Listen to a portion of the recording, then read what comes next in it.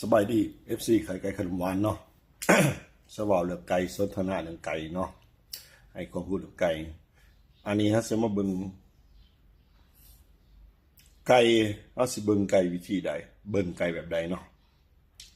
หนึ่งเฮาจะเบิ่งความไวสองความแม่น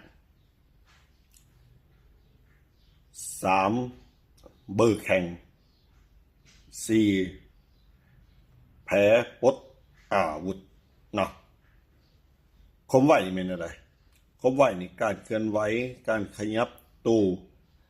การหาสองตีต้องไวกว่าคู่ต่อสู้ความแม่นเนี่ยใดแม่นต้องตีถือจุดถือตำแหน่งตีหยับแผลเนาะเบอร์แข่งต้อง